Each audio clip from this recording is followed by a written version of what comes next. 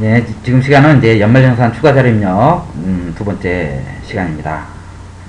저번 시간 교육비 공제까지 이제 말씀드렸는데 교육비 공제에서 이제 장애인 교육비를 말씀 안 드리는 것 같아요. 잠깐 언급하겠습니다. 장애인 교육비는 장애인 특수교육비를 말하는 거고, 장애인 특수교육비는 나이 제한, 소득 제한이 없습니다. 다른 거, 즉 위에서 교육비는 나이 제한 없고 소득 제한은 있었는데, 장애인 특수교육비는 중요한 겁니다. 소득 제한까지도 없다는 거죠. 나이 제한, 소득 금액 제한이 없으니까 잘 체킹해서 넘어가시면 되겠죠. 장애인 특수교육비. 다음에 이제 주택 임차 차입금 원리금 상한액에 대한 공제인데, 이거를 이제 여러 가지로 구분할 수 있어요. 차입금 원리금 상한, 다음에 월세 지급, 다음에 주택 마련 저축 뭐 해서 주택과 관련된 거 있어요. 이런 것들 이것들이 이제 공제가 되는 거니까 조금 따져서 보시는데, 월세 같은 경우는 이제 40% 공제되죠. 월세 지출액에 40%가 공제되니까 잘 보시는데, 이거는 뭐 앞에 기존상에서 설명드렸던 거예요. 그 다음에 37번 주택 차입금 이자 상한액 공제 나오는데, 이거는 조건이 10년 이상 15년 미만인지 30년 미만인지 이상인지에 따라서 이제 1000만원 1500 이렇게 되고, 그 다음에 2012년 이후부터는 고정금리 또는 비거치식으로 상환이 이루어지는 그런 대출금리에 따라서 1500 아니면 500 이렇게 해서 이제 금액이 틀려지니까 이것도 잘 보시라고 그랬어요. 고정금리로 딱 확정되어 있는지 아니면 거치 없이 무조건 이제 상환이 되는 건지 이렇게 이제 따라서 이제 1500, 500 이렇게 이제 한도가 틀려지니까 잘 보셔야 돼요. 그건 이제 방안의 파악인데, 이런 것들은 이제 주택과 관련된 거는 세대주 일대 이제 공제가 되는 거니까, 세대주하고 급여 조건 직전연도 5천만원 이하 일대 이제 되는 경우가 있기 때문에 그런 조건을 잘 체킹하셔야 돼요. 아시죠? 다음으로 갑니다. 다음에 이제 기부금입니다. 기부금인데, 기부금은 이렇게 이제 네 가지로 분류가 됐네. 전액, 그 다음에 특례, 일사주, 지정 이렇게 이제 되는데, 전액은 이제 법정과 정치자금으로 나눠주고, 특례는 이제 50% 한도로 되는 이제 기부금, 우리사주, 지정기부금 이렇게 됩니다. 여기서 이제 다른 건 뭐 이상 없는데, 정치자금에 해당되는 거는 10만원까지, 즉 10만원에 소득세에 해당되는 110분의 100만 전액공제로 정치자금으로 되고, 그 금액을 넘는 거는 이제 하단에 기부금, 그죠? 상단에 기부금으로 온다. 정치자금 기부금으로. 그래서 상단에 넣는 거는 10만원 초과하는 금액이 이제 정치자금 기부금으로 보겠죠. 주의하시고, 하단에 이제 정치자금 세액공제 그 부분도 있으니까 정확히 이제 구분해서 10만원 이상 나는 거 이제 구분하셔야 돼요. 프로그램이 알아서 이제 그건 110분의 100 해주니까, 여러분들은 10만원은 밑에 세액란에, 10만원 초과하는 거는 여기 기부금란에 넣어주시면 되겠어요. 그 다음 우리사주인데, 우리사주는 무조건 본인 것만 된다 그랬어요. 본인 지출, 우리사주 본인이 지출한 경우만, 연금도 그랬다 그랬죠. 본인이 지출한 것만 된다 그랬어요. 우리사주와 기부금도 본인이 지출한 경우만 된다. 그 다음에 기부금이 지정기부금이 있는데, 종교단체 건지 아닌 건지에 따라서 10%, 30% 달라지니까, 종교단체는 10%, 아닌 경우 30% 이렇게 되는 거니까 구분을 잘 하셔야 돼요. 그 다음에 이제 개인연금 저축이 있습니다. 연금은 무조건 본인 명의라고 그랬어요. 본인 명의. 개인연금 2000년 이전 거 72만원 한도로 40% 금액을 이제 공제받을 수 있어요. 그 다음에 2000년 1월 1일 이후 가입분은 연금저축이라고 하는데, 연금저축 이제 잘 보셔야 돼요. 40% 우리 그 퇴직연금과 더불어서 400만 원 한도로 이제 공제가 돼요. 보시고 그 다음에 퇴직연금 2002년 1월 이후 발표한 것도 되죠, 그죠? 보시고 본인 명의 경로, 그 다음에 노란우산공제 있으면 넣으시고 노란우산공제, 그 다음에 주택마련저축 소득공제 정약 등이 있어요. 여기에 이거는 세대주일 때 가능하다고 급여 기준이 있는지 잘 아시라고. 그 다음에 45번 주택조합 출자 등 소득공제, 이거 있으면 1월 1일 이전인지 이후인지 벤처인지 따라서 틀려지니까 조건 잘 따지는데, 중요한 거는 이거는 농특세를 내야 되니까 반드시 45번 금액이 있으면 농특세를 고려해 주셔야 한다. 농특세 또 하나 있죠, 그죠? 주택자금 이자 상환 세액공제가 있어요. 그때 그 세액공제가 있으면 반드시 농특세 고려해 주셔야 된다는 거. 그 다음에 이제 46번 신용카드 등 소득공제를 보겠습니다. 46번 신용카드 등 소득공제를 보는데, 신용카드를 할 때는 주의해야 돼요.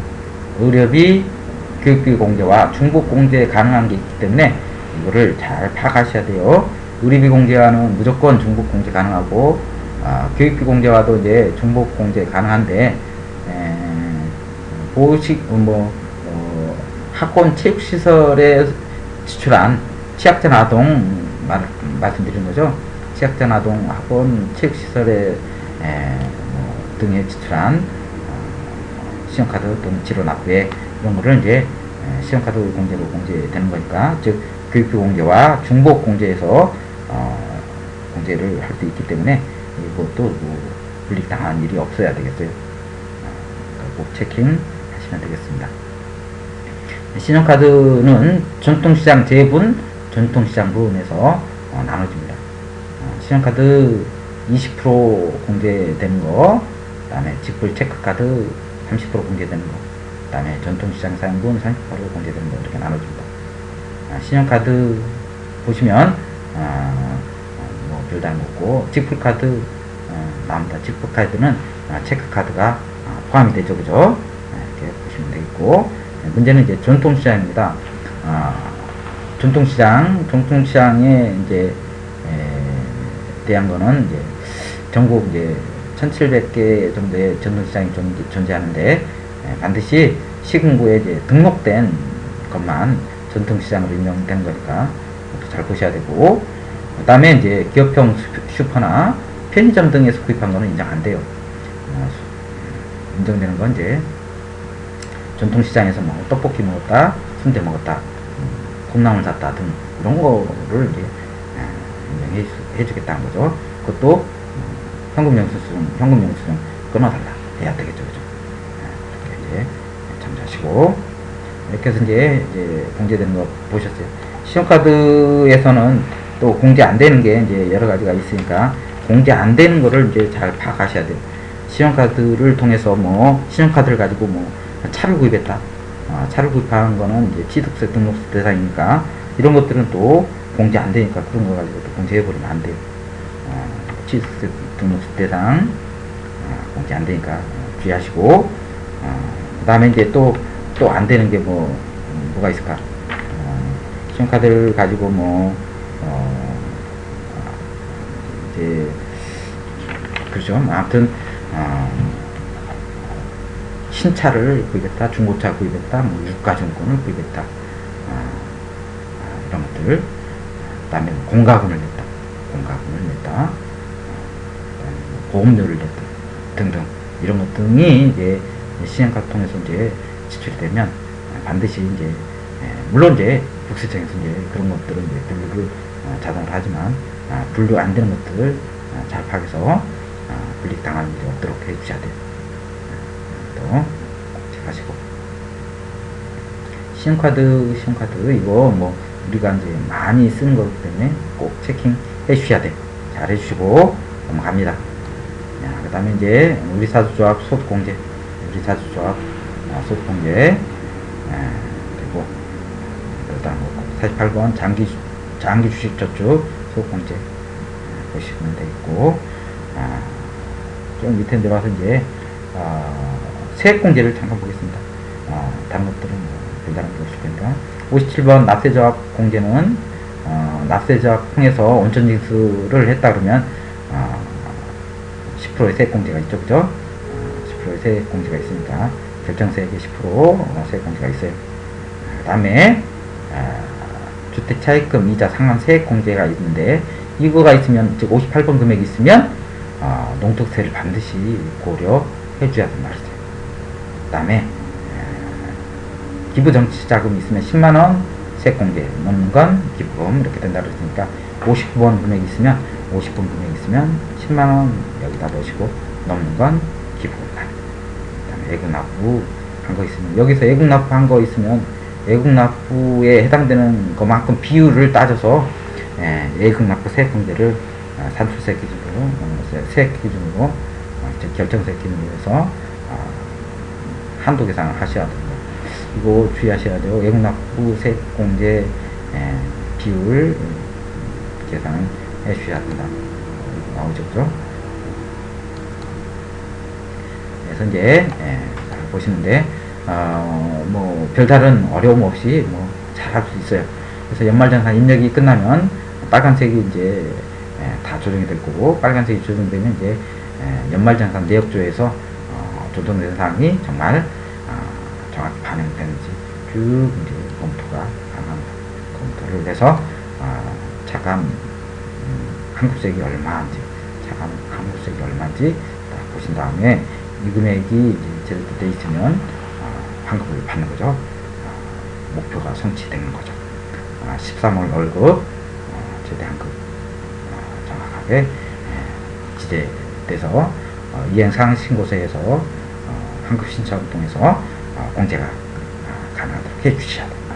이렇게 이제 환급까지 이제 확인됐으면 완료 누른 다음에 수정이 안 되게 해주시고, 그런 다음에 이제 중도 퇴사자 있는지 확인하시고, 중도 퇴사자가 없으면 이제 넘어가고 통과로 해서 중도 퇴사자 것까지 반영해서 이제 지급조서를 제출해야 되니까, 물론 근로자한테 주는 건 퇴사 이후에 이제 지급을 온천징수 영수증을 교부하지만 국세청에 내는 거는 이제 같이 동시에 냅니다.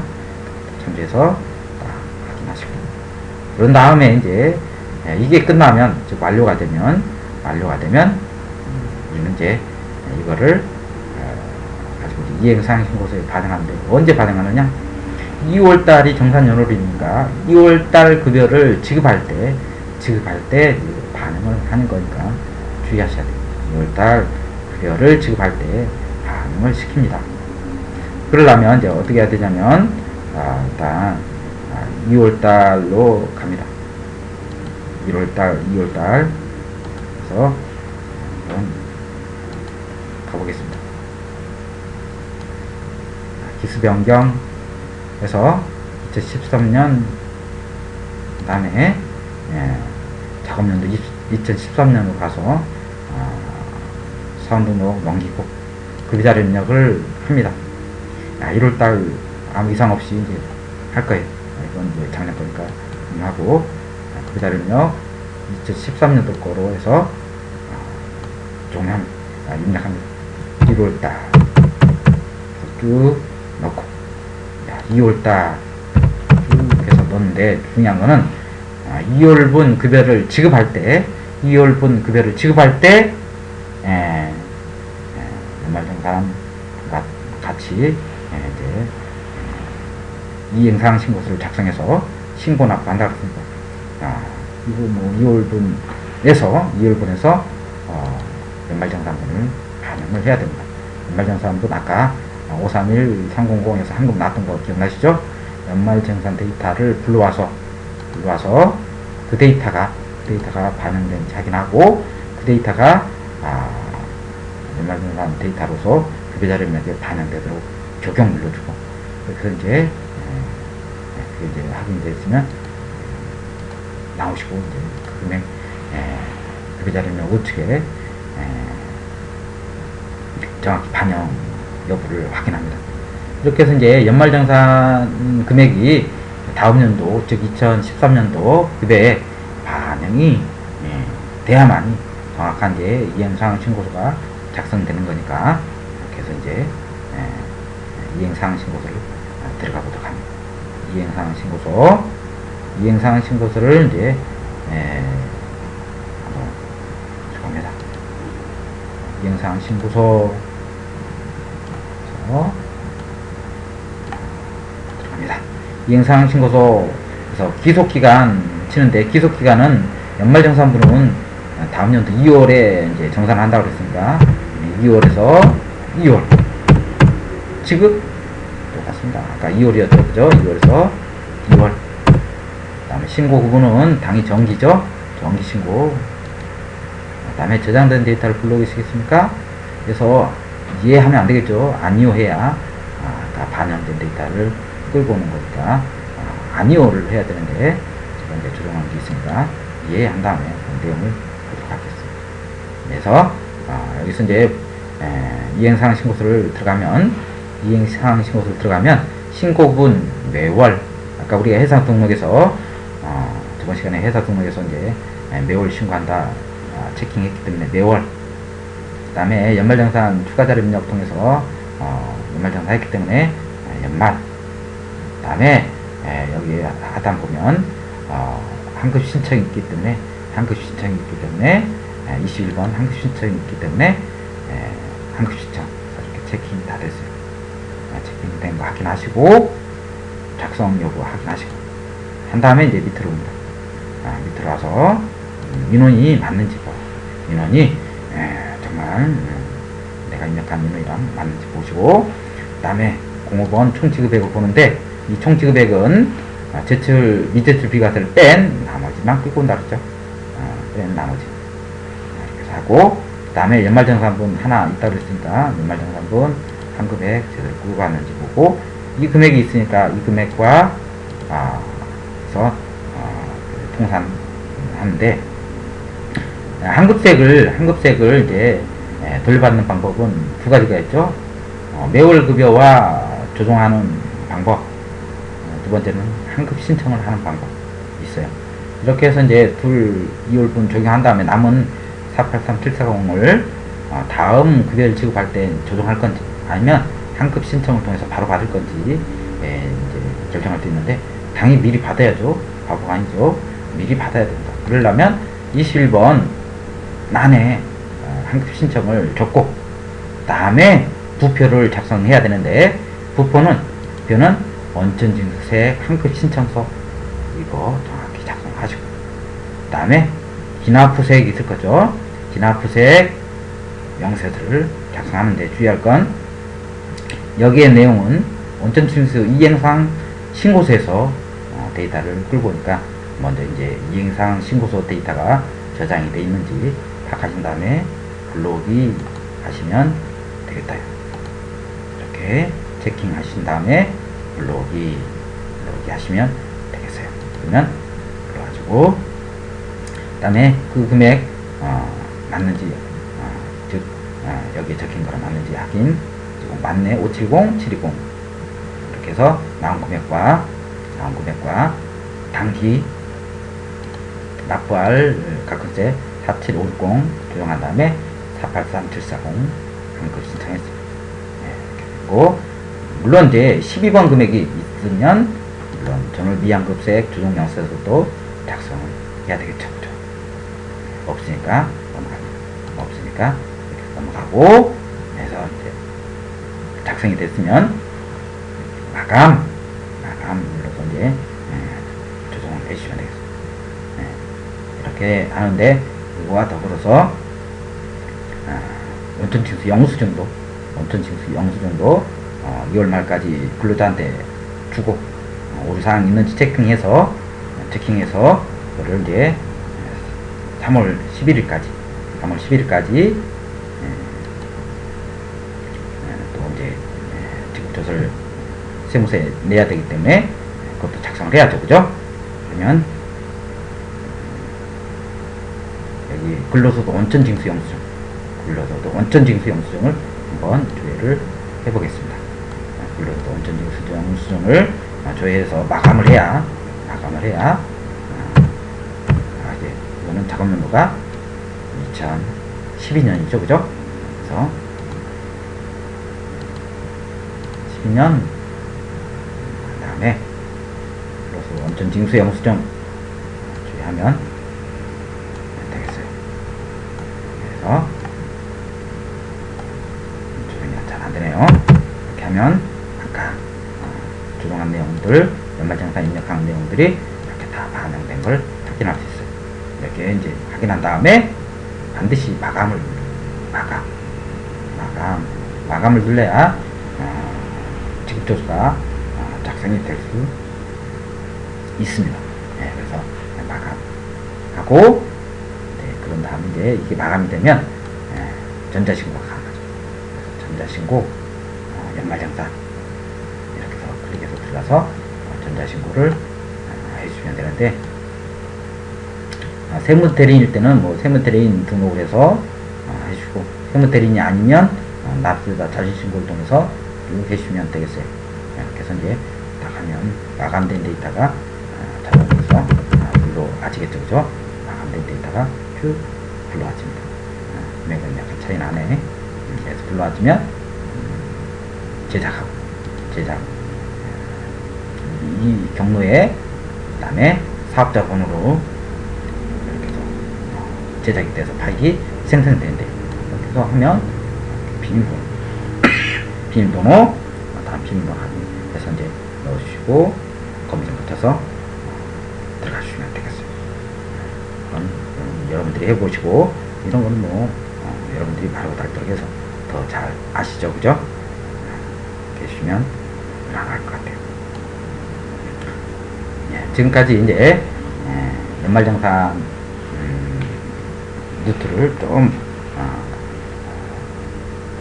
심도 있게 밟아봤는데, 여러분들 뭐 좀 주의할 것들을 주의해서 불이익당하는 일이 없도록 꼭 정확히 체킹을 해주셔야 될 것 같아요.